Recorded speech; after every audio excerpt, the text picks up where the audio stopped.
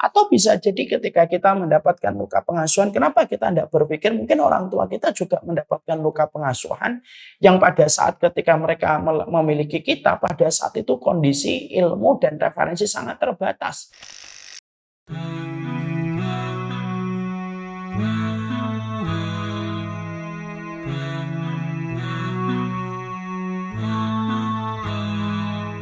We never knew a love like this before. When you leave it in Allah's plan, He can take you to places you never know. So we leave it all in His hands. He brought me light when I couldn't see, and my deen was incomplete. But that all changed when I met you to complete half my deed. Barakallah, it's all from above, from the moments that we share.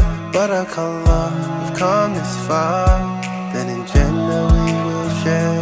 Barakallah, it's all from above, from the moments that we share. Barakallah, we've come this far, then in Jannah we will share. I will always be there for you, no matter what will be.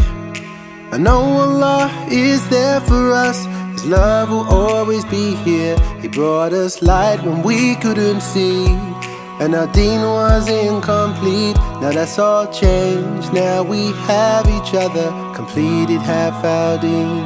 There is a reason why we catch feelings, and our feet haven't touched the ground. Cause I got you and you got me, completing half our deen.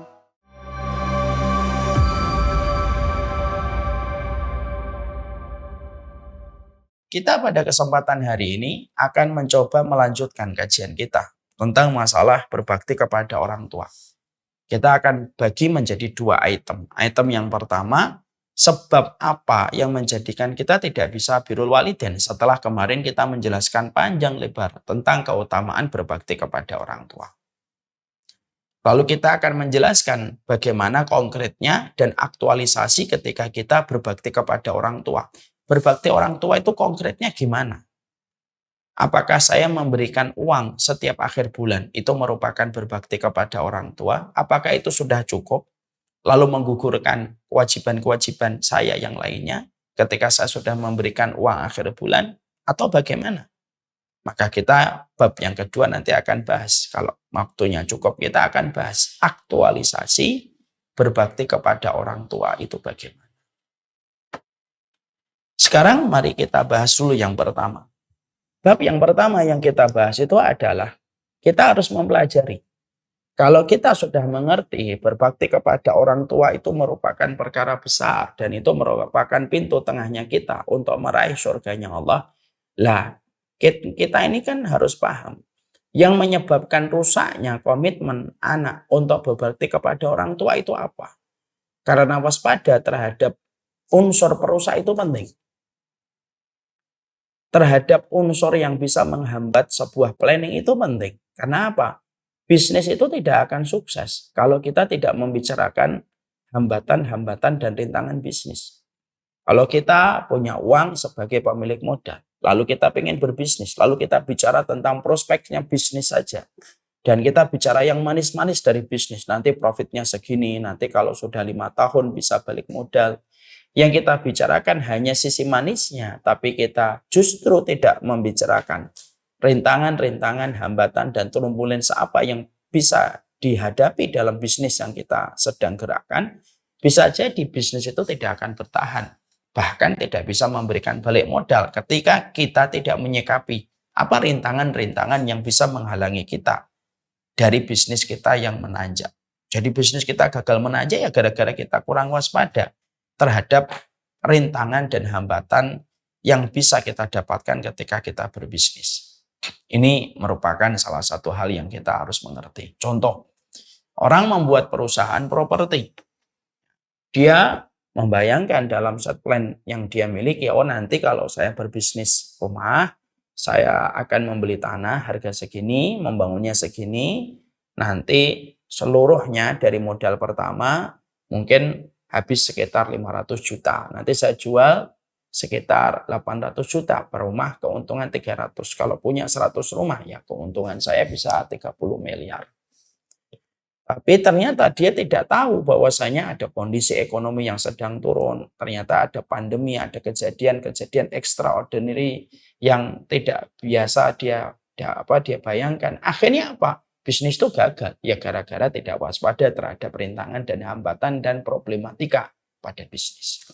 Sama ini, kita juga membicarakan apa sih setelah kita paham ternyata birrul walidain itu pintu tengahnya surga gitu. Dan ini merupakan sebuah jalan yang sebenarnya merupakan jalan yang paling dekat dengan kita. Karena tidak ada jalan ke surga yang paling dekat ya kecuali kita berbuat yang terbaik dan prioritas yang terbaik kepada orang tua kita. Lah, masalahnya adalah kenapa fenomena orang yang gagal berbakti kepada orang tua itu banyak. Bahkan fenomena panti jompo semakin menjamur di banyak tempat. Banyak orang tua yang ditinggalkan sama anaknya, sebagaimana kisah-kisah yang pernah saya baca di WhatsApp ataupun sosial media. Kita menjumpai ada anak membawa ibunya, ditempatkan di pinggir jalan, lalu diberikan kertas, lalu ibunya disuruh nunggu, lalu dia berbohong akan kembali, padahal dia tidak pernah kembali. Kisah-kisah semacam itu semakin sering kita jumpai. Bahkan maaf, di negeri barat sekalipun, kultur untuk menghormati orang tua semakin hilang. Dengan degradasi moral yang luar biasa, yang betul-betul sudah menjarah pada kehidupan mereka. Sampai kita sering jumpai di orang-orang barat, banyak bapak tidak mengenali anak, anak tidak pernah berjumpa dengan bapaknya, dan salah satu masalah yang ironis, banyak anak itu kalau memanggil bapaknya itu ya dengan panggilan nama. Ya kalau bapaknya Stun ya dipanggil Stun, dipanggil George, jarang dipanggil father atau dipanggil dad. Karena degradasi moral yang luar biasa yang ada pada kehidupan mereka. Sekarang kita pada kesempatan ini bab pertama kita bahas. Kalau begitu, apa sih yang menjadikan orang itu gagal? Untuk menjadi anak yang memerankan lakon, memerankan peran berbakti kepada orang tua. Maka yang pertama adalah gagalnya anak untuk berbakti kepada orang tua. Ini ada hubungannya dengan pembahasan pertama kita ketika membahas tentang golongan yang ke-17. Gagalnya anak untuk memerankan peran dan lakon untuk menjadi anak yang berbakti kepada orang tua, yaitu adalah karena hutang pengasuhan. Lalu hutang pengasuhan itu ketika dirasakan oleh anak, lalu sang anak tidak berusaha untuk mengobati luka batin yang ada pada hatinya ketika dia mendapatkan inner child. Lalu akhirnya dia biarkan luka pengasuhan itu menggurita, menguasai hatinya. Lalu berubah menjadi dendam kesumat yang dia lampiaskan kepada orang tuanya. Lalu akhirnya ketika waktu terus berjalan, kondisi lalu berubah, orang tuanya semakin sepuh, orang tuanya tidak lagi bekerja, orang tuanya tidak lagi cemerlang karirnya sebagaimana dulu ketika mereka masih separuh baya. Ketika kondisinya berubah, anak-anak lalu beranjak dewasa, lalu mereka mendapatkan jalur sendiri, rezeki-rezeki mereka dan dunia mereka, maka seketika akhirnya luka pengasuhan itu menjadi pembenar dirinya untuk menelantarkan orang tuanya, membiarkan cuek terhadap orang tuanya atas nama bahwasanya dia tidak mendapatkan haknya sebagai seorang anak ketika di waktu kecil. Saya tidak mengatakan bahwasanya luka pengasuhan itu merupakan hal yang biasa. Tidak, kita sudah bicara. Luka pengasuhan itu termasuk dosa besar. Kalau ada orang tua yang tidak menjalankan tugasnya sebagai orang tua. Nah, kita sepakat dulu ya. Kalau luka pengasuhan itu dilakukan orang tua kepada anak, maka itu adalah dosa. Tapi dosa itu adalah antara dirinya dengan Allah. Ya. Dan kita tentunya paham di balik kekurangan mereka, kesalahan orang tua ketika mereka dulu mendidik kita, lalu kita mungkin tidak mendapatkan hak kita selaku anak. Kita tentunya harus paham ada banyak sebab dan ada banyak alasan yang mungkin tidak kita ketahui yang menjadikan orang tua itu berbuat tidak sesuai dengan idealisme pada kehidupan kultur rumah tangga, atau ada sebab yang tidak kita ketahui kenapa kita tidak mendapatkan hak kita sebagai anak secara sempurna. Tapi bagaimanapun kita tidak boleh amnesia terhadap kebaikan yang pernah dilakukan sama orang tua kita. di balik kata kerasnya yang pernah kita sering dapatkan dari orang tua kita? Bukankah mungkin kita juga mendapatkan kebaikan ketika kita sering dipuji, sering digendong, sering dibersihkan kotoran kita, dan diajari untuk bicara ketika tidak ada yang peduli dengan kita di waktu kecil? Siapa yang peduli dengan saya dan peduli dengan antum, kalian semua? Ketika kita kecil, tidak bisa bergerak kemana-mana kecuali digendong, tidak bisa makan secara mandiri kecuali orang tua kita lah yang diutus oleh Allah, digerakkan hatinya untuk mencukupi kita, menyuapi kita, menggendong kita. Terlepas dari kekurangan mereka sebagai orang tua dengan problematika banyak yang mereka mungkin dapatkan. Dan kita tidak pernah tahu. Atau bisa jadi ketika kita mendapatkan luka pengasuhan, kenapa kita tidak berpikir mungkin orang tua kita juga mendapatkan luka pengasuhan yang pada saat ketika mereka memiliki kita, pada saat itu kondisi ilmu dan referensi sangat terbatas. Sehingga mereka tidak tahu bagaimana cara menyelesaikan circle luka pengasuhan yang terjadi pada kehidupan mereka. Sehingga akhirnya berdampak kepada anak yang mereka miliki. Ketika mereka juga belum selesai dengan urusan mereka ketika mereka tidak mendapatkan pengasuhan yang secara ideal. Kalau mungkin hari ini tahun 2022, 2023, banyak sekali training, banyak sekali dialog seminar membahas tentang luka pengasuhan di mana-mana. Banyak psikolog, banyak parenting, ahli tim parenting yang membahas tentang luka pengasuhan. Tapi kalau tahun 80-an, 90-an, bisa jadi orang tua kita juga mendapatkan luka pengasuhan. Tidak ada isu yang diangkat pada saat itu yang mengangkat tentang isu tentang luka pengasuhan. Sehingga mereka harus berjibaku sendiri untuk menyelesaikan PR pada kehidupan mereka. Yang mana berjibakunya mereka secara personal, pribadi, tanpa ada isu yang diangkat untuk memberikan ilmu dan referensi kepada mereka ketika mendapatkan luka pengasuhan, mau tidak mau dampaknya bisa terkena kepada kita. Bukankah itu merupakan alasan yang logis kalau kita memberikan alasan untuk orang tua kita? Atau bisa jadi orang tua kita mendapatkan masalah atau masalah orang tuanya yang harus diselesaikan sama seorang anak. Dan anak itu kebetulan adalah orang tua kita. Mungkin bisa jadi kakek nenek kita meninggalkan banyak masalah, misalkan utang hingga ratusan juta, yang akhirnya harus diselesaikan sama anaknya. Dan anak itu qadarullah itu adalah bapak dan ibu kita. Sehingga akhirnya kita tidak boleh terus-menerus melihat dari sisi keburukan.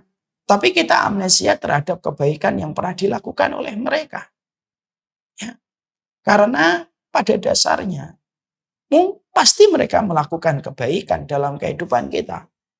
Kalau kita hanya membiarkan pikiran kita dikuasai untuk kita, supaya kita menjadi akuntan paling handal untuk mengingat memori-memori buruk yang pernah mereka goreskan pada kehidupan kita, terlepas apapun hal yang terjadi, maka kita tidak akan pernah bisa berdamai.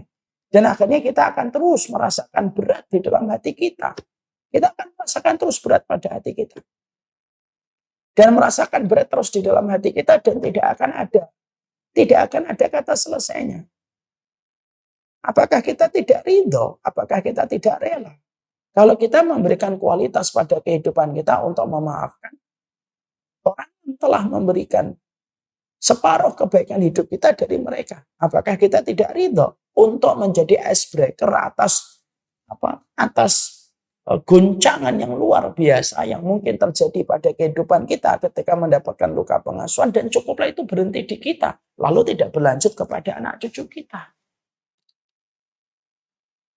Karena dendam kepada orang tua itu tidak akan pernah melegakan. Dendam kepada orang tua itu tidak akan pernah melegakan.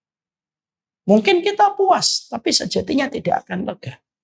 Mungkin kita akan merasa bersukacita, tapi kita tidak akan merasakan ketenangan.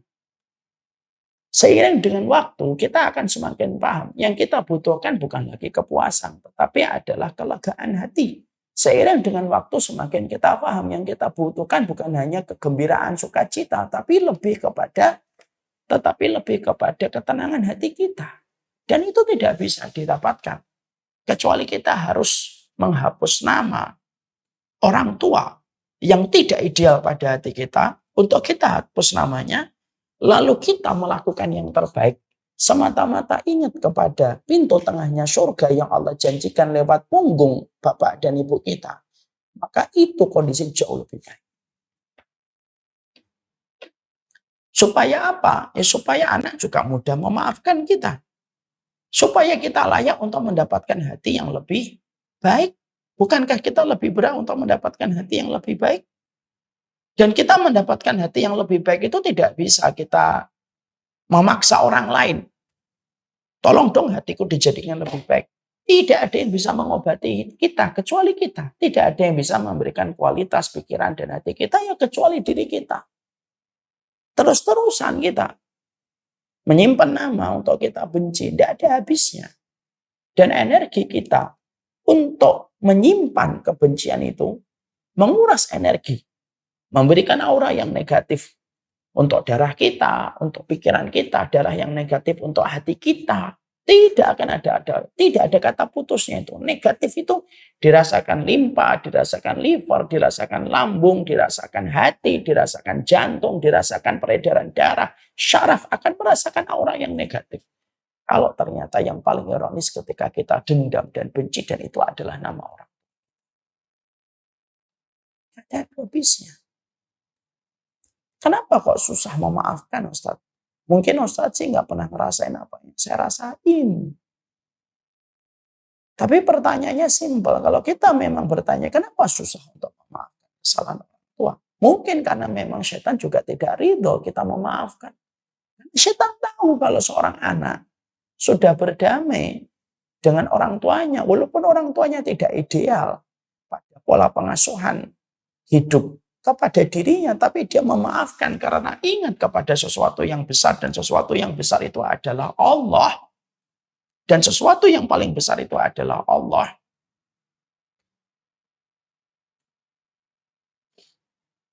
Maka tentunya kita tidak akan pernah bisa memaafkan. Makanya setan menghalangi karena setan tahu ini kalau manusia sudah bisa memaafkan, pahalanya besar dan langsung dibayar kas dan kontan oleh Allah, yaitu adalah surga. Saya ambilkan sebuah contoh untuk kalian, untuk saya, untuk semua orang yang mungkin pernah mendapatkan luka pengasuhan. Kita mengambil sebuah analogi sederhana. Kalau kita didolimi sama orang di dalam surat Asy-Syura ayat yang ke-40, wa jazaa'u sayyi'atin sayyi'atun misluha. Balasan setiap keburukan itu adalah keburukan yang setimpal. Faman afa wa aslaha fa ajruhu 'ala Allah. Siapapun yang memaafkan dan tetap berbuat baik, maka pahalanya gede banget. Saking besarnya maka Allah yang akan memberikan langsung. Saya punya teman, saya punya sahabat. Saya punya sahabat. Sahabat ini saya maafkan. Sahabat ini saya maafkan. Sahabat ini mendolimi saya. Sahabat ini mendolimi saya. Lalu saya memaafkan dan tetap berbuat baik kepada dirinya. Walaupun dia mendolimi saya. Itu pahalanya gede. Saking gedenya pahala itu nanti di akhirat tidak Allah berikan kepada malaikat untuk disalurkan kepada kita. Tetapi langsung diberikan oleh Allah. Kita pakai logika. Kalau kita memaafkan teman yang mendolimi kita, kita sudah mendapatkan surga dengan izin Allah kalau kita ikhlas. Dan mendapatkan pahala yang begitu besar sampai memberatkan mizan dan hampir menjebol mizan. Itu baru kita memaafkan orang yang dolimi kita. Itu baru teman. Di orang tua. Demi Allah, orang yang memaafkan orang tuanya pasti berkah hidupnya. Walaupun orang tuanya memiliki banyak kekurangan dan kesalahan. Maafkan. Jadi kita memang harus berdamai. Karena salah satu di antara perkara yang begitu luar biasa berat. Yang sangat berat. Kalau sangat berat. Dalam kehidupan kita itu memang ketika kita mendapatkan. Kita itu ketika mendapatkan. Yaitu perkara ketika kita itu. Tidak maksimal diberikan pendidikan dan kasih sayang. Tapi. Berapa banyak kebaikan yang akan kita peroleh kalau kita maafkan semata-mata. Anakmu pasti akan mudah memaafkan dirinya. Allah pun akan lebih mudah untuk menerima tobat. Bukankah kita suka dimaafkan oleh Allah? Nah, kalau kata Allah kan begitu dalam surat An-Nur. Maafkan, bukankah kamu juga ingin dimaafkan sama Allah?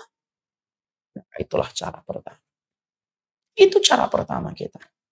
Yaitu memaafkan orang yang paling besar kehidupannya pada kehidupan kita. Yaitu adalah orang tua.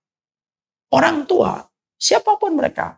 Hatta, kalaupun sampai mereka kufur, tidak beriman, non-muslim. Kalaupun orang tua kita non-muslim sekalipun. Kalaupun orang tua kita non-muslim pun, kita pun tetap disuruh berbuat baik. Padahal dia syirik sama Allah. Padahal dia melakukan tandingan kepada Allah. Itu pun Allah masih memerintah kita selaku anak. Tetap berbuat baik walaupun orang tuamu itu mendatangkan tandingan untukku ketika berbuat syirik. Itu lihat. Allah saja yang dijadikan tandingan bagi orang tua yang tidak beriman atau non-muslim. Dia berbuat syirik kepada Allah. Itu pun anaknya yang beriman disuruh sama Allah. Ya sudah, kamu tetap berbuat baik kepada orang tuamu. Loh, ini dalam masalah yang lebih ringan daripada masalah kesyirikan orang tua. Yaitu ketika orang tua mungkin kurang dalam beberapa. Ada kewajiban yang tidak ditunaikan. Ada hak yang tidak kita peroleh. Ada mungkin kasih sayang yang kita sangka itu merupakan kasih sayang yang sifatnya pilih kasih. Itu kan perspektif prasangka kita. Dan belum tentu itu benar. Itu belum tentu benar. Ya. Saatnya kita berhenti untuk mengambil perspektif menjadi korban. Saatnya berhenti untuk mengatakan kita korban dari orang tua kita.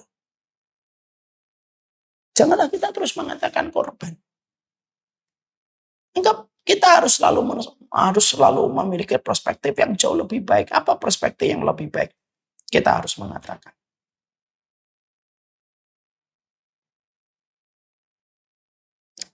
Mungkin saya kurang memahami orang tua saya. Itu yang harus kita. Jadi jangan terus-terusan dan begitu gampang mengatakan saya korban terus menerus. Ya. Maka itu yang kita harus paham. Itu alasan yang pertama. Alasan yang kedua, kenapa orang itu sulit untuk mendermakan waktunya, berbakti dan birrul walidain kepada orang tua. Yang kedua, karena alasannya itu adalah karena sesungguhnya banyak anak yang mereka itu tersengat dengan kecintaan kepada dunia, dengan angan-angan yang tidak ada kata hentinya. Panjang angan-angan. Orang itu kalau sudah panjang angan-angan, maka akhirnya kalau sudah panjang angan-angan itu kepada urusan dunia, semua perkara itu bisa menjadi korbannya dan bisa menjadi tumbalnya. Orang kalau sudah cinta sama dunia, pasti ada tumbalnya. Akhiratnya mungkin harus dikorbankan, keluarganya, anak-anaknya. Dan tak terkecuali adalah orang tuanya.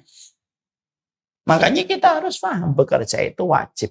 Tapi memiliki ambisi yang berlebihan tidak ada ujungnya. Dan ambisi itu menjadi panjang angan-angan yang tidak ada kata hentinya. Itu merusak. Dan salah satu yang dirusak oleh panjang angan-angan itu apa? Salah satu yang dirusak oleh panjang angan-angan itu adalah orang tua. Atas nama kesibukan, maka dia menitipkan orang tua. Atas nama kesibukan, maka dia tidak peduli dengan kondisi dan keadaan orang tua. Karena apa? Karena yang paling penting adalah profesi yang sedang dijalani. Karir yang ingin dia dapatkan. Posisi yang dia ingin selamat. Sehingga akhirnya cinta sama dunia itu selalu meminta korban dan selalu meminta tumbal. Dan tumbalnya bergelimpangan satu persatu. Begitu banyak. Hati-hati. Kita ini kalau bekerja, kita tentunya paham narasi orang beriman kalau bekerja itu ibadah. Tapi hati-hati. Narasi itu kalau kita tidak jaga on the track. Narasi itu tidak kita jaga dengan benar. Narasi itu bisa melesat luar biasa menjadi sebuah ambisi. Kalau sudah menjadi ambisi yang menghalalkan segala macam cara. Tidak peduli tentang support sistemnya ada di sekitarnya. Dan terus mengejar atas nama profesi dan posisi pencapaian yang ingin dia peroleh. Akhirnya anak jadi korban, istri menjadi jauh, suami menjadi renggang, orang tua pun tidak menjadi perhatian dan prioritas. Lalu disitulah ada keinginan orang, udahlah titip aja ke panti jompo, kan yang penting orang tua kita gembira. Kita tentunya paham orang tua itu tidak butuh kegembiraan, karena bagaimanapun orang tua itu sudah dekat dengan garis ajar. Yang dibutuhkan orang tua itu kebersamaan yang diberikan anak ketika orang tua menghabiskan masa tua.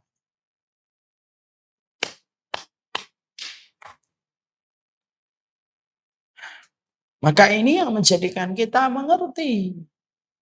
Hati-hati terhadap obsesi. Kalau obsesi masih mending, ambisi yang sudah melampaui batas. Ambisi yang tidak ada habisnya dengan dunia itu akan terus meminta korban. Dan sudah ratusan juta bahkan miliaran orang itu harus membayar tumbal setiap ambisi yang tidak ada ujung. Ya. Karena kalau dunia diikuti terus tanpa ada boundariesnya, ya semuanya itu akhirnya bisa berantakan. Malam jadi siang, siang jadi malam, yang halal jadi haram, yang haram jadi halal. Semuanya, bahkan apapun bisa kita korbankan. Bahkan ketika nasihat ditujukan kepada mereka yang mencintai obsesinya, nasihat itu bisa ditampek. Dan kecintaan kepada dunia akhirnya berakhir menjadi sebuah kedukaan. Akhirnya apa? Berakhir menjadi sebuah kedukaan. Dan akhirnya berakhir menjadi sebuah kedukaan. Dan ini yang menjadikan kita sedih, ya. Karena yang pertama itu ada orang yang tidak mendapatkan luka pengasuhan, dia baik, tapi justru dia akhirnya apa? Ya akhirnya dia itu akhirnya dia semacam itu. Dia menelantarkan orang tuanya karena alasan dunia. Karena dia melihat orang tuanya tidak memberi profit, tidak memberikan kepada dia finansial, keuntungan. Bahkan ketika dia memberikan perhatian kepada orang tua, terkadang ada ujian yang Allah kirimkan. Ada anak lagi dekat sama orang tua, kadang-kadang Allah uji dulu. Tiba-tiba usahanya ada turbulence sedikit gitu. Karena Allah pengen uji, tetap yakin gak sama orang tuanya. Yang akhirnya banyak anak yang ketika melihat tidak ada profitnya, tidak ada keuntungan finansial yang didapatkan, akhirnya dengan begitu mudah dia tempatkan orang tuanya pada satu tempat bernama Panti Jompo, lalu dia biarkan menengoknya sesekali ketika pas longgar waktunya di sisa-sisa hidup atau sisa-sisa waktu yang dia miliki, lalu menganggap itu perbuatan yang sudah sepadan, lalu mengambil berbagai macam pembenaran. Ya ulala, lebih baik di Panti Jompo daripada di rumah nggak ada yang ngerawat, nggak ada yang nemenin. Kalau di Panti Jompo kan gembira, banyak hiburan. Lupa orang kalau semakin tua itu nggak butuh banyak hiburan. Dia itu membutuhkan ketenangan. Dan hiburan itu tidak memberikan. Dan hiburan itu tidak membutuhkan ketenangan. Itu yang kedua. Yang ketiga, apa perkara yang menjadikan yang kedua setelah luka pengasuhan, obsesi yang berlebihan, atau ambisi yang berlebihan, bukan obsesi, ambisi yang berlebihan terhadap duniawi yang tidak ada akhirnya. Apa yang ketiga? Yang ketiga, yang menggagalkan manusia untuk berbakti, memberikan khidmat, memberikan pelayanan terbaik kepada orang tua itu apa? Yaitu pemahaman agamanya itu minim. Dia itu minim pemahaman agama. Sehingga dia menganggap bahwasanya orang tua itu tidak memiliki posisi besar dalam kehidupan agama. Berbakti kepada orang tua itu tidak ada hubungannya dengan kelapangan hidupnya, keselamatan dia nanti di akhirat. Sehingga akhirnya minimnya dia pada kehidupan agama itu menyebabkan rusaknya, menyebabkan perilaku destruktif, merusak ketika dia itu tidak peduli dengan orang tua. Orang kalau minim pemahaman agama kan masalah sholat diremehkan, masalah riba digampangkan, masalah syubhat juga dibuat ringan. Kenapa? pemahaman agama itu referensi akan membentuk sikap pada kehidupan sesuai dengan referensi yang dia pelajari dan dia ingin amalkan. Lah orang kalau sudah minim atau bahasa kita bodoh, tidak ngerti agama, dianggapnya itu perkara berbakti kepada orang tua itu ya nggak ada yang istimewa. Banyak kaum muslimin hari ini tuh tidak mengerti dan tidak mengetahui betapa besarnya posisi dan kedudukan orang tua pada kehidupan dia. Sering nggak kita dapatkan anak sekolah dari sekolah umum, dari SD, SMP, SMA. Umum pendidikan agama cuma 1 jam dalam 1 pekan. Sudah gitu anak-anak yang sudah sekolahnya basicnya umum, tidak pernah ikut kajian. Pesantren kilat nggak pernah diikutkan. Kira-kira bisa nggak dia punya narasi yang utuh tentang kehidupan? Ya nggak bisa lah. Dan itu yang kita sering dapatkan hari ini. Anak sekolahnya di umum. Dari pagi SD, SMP, SMA. Kita jujur, udahlah jujur aja. Pendidikan agama di SMA, SMP itu cuma 1 jam dalam 1 pekan. Itu pun juga yang dibahas masalah fikih. Yang lebih bersifat teoritis. Bukan bersifat aktualisasi pada kehidupan. Ya mana akhirnya orang tua itu tahu. Mana akhirnya anak itu tahu. Apa yang harus dia pandang dari orang tuanya. Makanya tidak mengherankan banyak anak menganggap orang tuanya itu babu untuknya. Pokoknya saya harus beli iPhone 13 Max Pro. Nggak peduli orang tuanya miskin atau tidak miskin. Punya uang atau tidak punya uang. Makanya kita jumpai kan hari-hari ini. Naudzubillah min dzalik. Anak bunuh orang tua ya gara-gara tidak dibelikan motor. Tidak dibelikan handphone. Ya karena memang bodoh dan bebalnya dia dalam urusan agama. Ya itu juga tidak lepas kadang-kadang memang peranan orang tua yang tidak pernah peduli untuk memprioritaskan agama dan urusan akhirat untuk anaknya. Padahal maaf ya, anak itu kan sebenarnya investasi akhirat untuk jumpa kembali di akhirat. Nah, kalau kita tidak ngasih kepadanya landasan pokok agama, lah mana bisa anak kita itu langsung belajar otodidak itu langsung dia paham orang tuanya itu. Ya enggak bisa. Anak itu tahu kedudukan orang tuanya itu sebesar apa. Ya sebesar orang tuanya mendidik anak itu untuk mengerti tentang kedudukan itu. Dan itu merupakan materi pada kehidupan agama kita. Ya. Jadi bodoh agama itu menyebabkan minimalis dalam sikap hidup. Ya minimalis dalam memahami yang haram, ya menggampangkan dalam urusan yang syubhat. Itu dampak dari kebebalan manusia ketika tidak belajar agama. Apalagi ketika hari ini belajar agama ditambah dengan berbagai macam narasi-narasi yang membuat orang itu takut belajar agama. Dan mengenaskan. Kalau orang tua termasuk yang termakan dengan narasi itu, udahlah kalau jalin agama itu udah usah taat-taat banget. Nggak usah terlalu rajin ngaji. Nanti malah ekstrim, malah radikal. Gitu. Kita tentunya tidak nafikan ada yang radikal. Gitu. Tapi bukan berarti kita membenarkan narasi bahwasanya belajar itu pasti jadi radikal. Lah orang tua yang mendidik anak-anak sudah semacam ini supaya anak-anak itu tidak terlalu aktif dalam keagamaan. Tidak usah terlalu banyak belajar ilmu agama. Lebih baik biasa-biasa aja. Yang penting kamu sholat udah itu cukup. Udah nggak usah lebih-lebih. Ya mungkin perkataan atau sikap orang tua yang semacam itu harus dibayar mahal. Kenapa? Kalau agama itu sudah diremehkan, dampaknya itu apa? Dampaknya itu adalah Allah akan memberikan kepada orang yang meremehkan kehidupan akhirat itu apa? Allah itu akan berikan padanya kehidupan yang sempit. Wa man a'rada an dzikri fa inna lahu ma'isyatan dhanka dalam surat Toha. Siapapun yang berpaling dari peringatan yang aku berikan, maka aku berikan kepadanya kehidupan yang sempit. Mungkin orang tua yang selalu mendoktrin anak supaya anak itu tidak usah terlalu dalam agamanya. Udahlah nggak usah menghafalkan, yang penting sholat aja, udah nggak usah lebih-lebih. Ketika dia memalingkan peringatan Allah yang harusnya prioritas diajarkan itu kepada anak.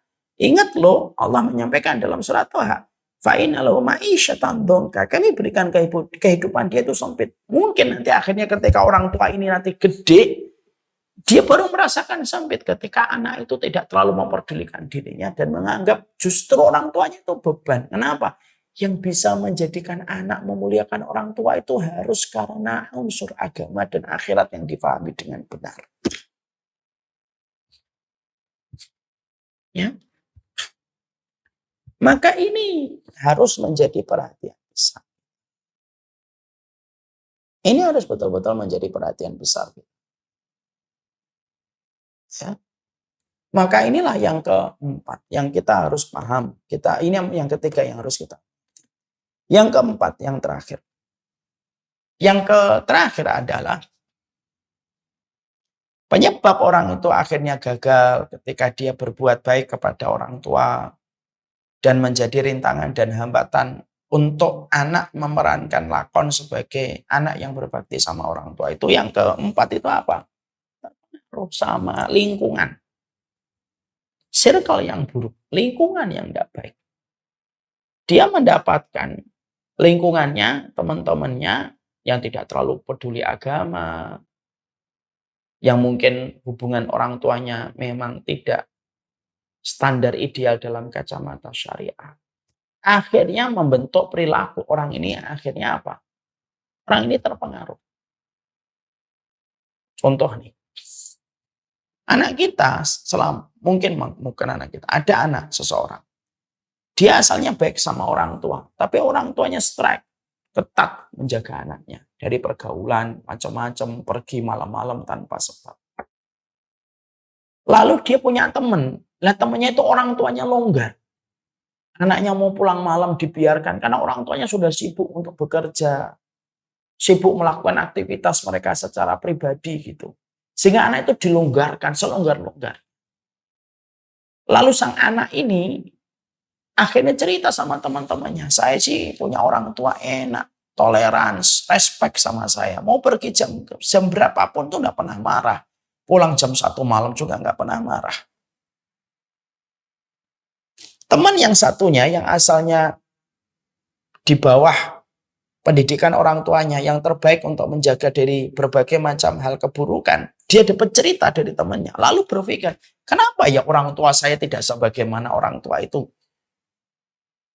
Orang tuanya enak, nyantai, nggak tegang, nggak suka marah-marah, nggak suka melarang, enak. Ya, toleran luar biasa, mau ngapain aja gitu. Padahal arti orang tua itu justru berbahaya. Kenapa? Karena permisifme yang diberikan orang tuanya kepada anak itu menyebabkan anak itu akhirnya begitu jauh dari tuntunan yang benar. Tapi itulah yang dinamakan dengan lingkungan. Anak ketika melihat ada temannya memiliki orang tua yang semacam itu, akhirnya apa? Dia terbentuk orang tua saya itu bermasalah. Problem. My parents is my problem. Itu kan ada kata-kata yang cukup sering diucapkan anak muda hari ini. My parents is my problem. Orang tua saya itu yang masalah saya. Kenapa? Yaitu yang akhirnya saya banyak masalah itu ya gara-gara orang tua saya. Gara-gara dia membandingkan orang tuanya dengan orang tua temannya.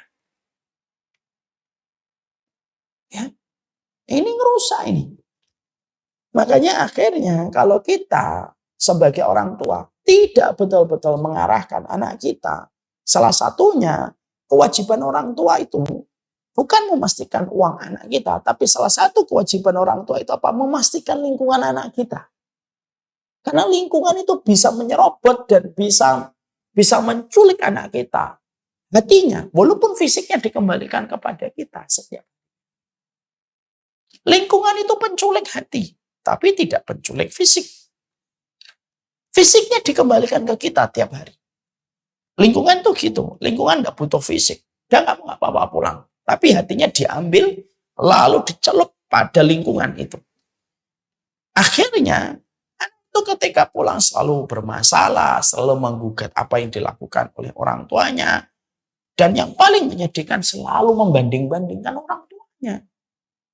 Dan ini terus berlanjut sampai ketika dewasa dia mendapati ada temannya. Ketika dia nitipkan orang tua, mungkin orang tuanya tampaknya biasa-biasa aja ditempatkan di panti jompo. Lalu akhirnya terpengaruh itu orang tuanya dia kok main-main aja ditaruh di panti jompo. Mungkin solusi saya itu juga harus naruh orang tua saya di panti jompo.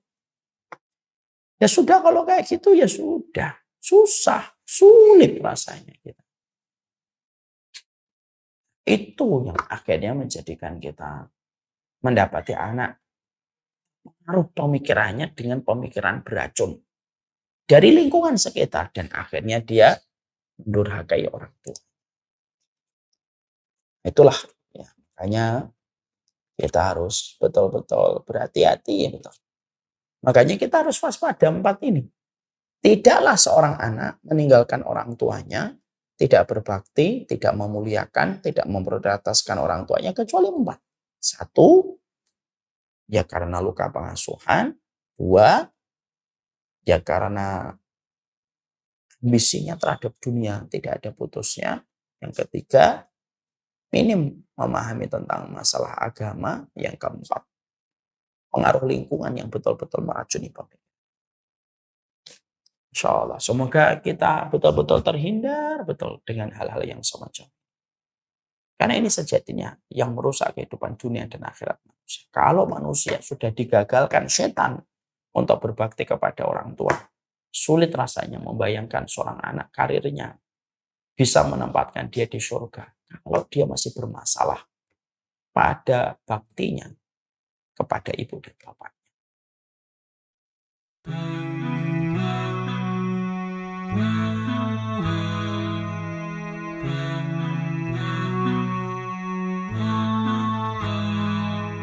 We never knew a love like this before. When you leave it in Allah's plan, He can take you to places you never know. So we leave it all in His hands. He brought me light when I couldn't see, and my deen was incomplete. But that all changed when I met you to complete half my deen. Barakallah, it's all from above, from the moments that we share.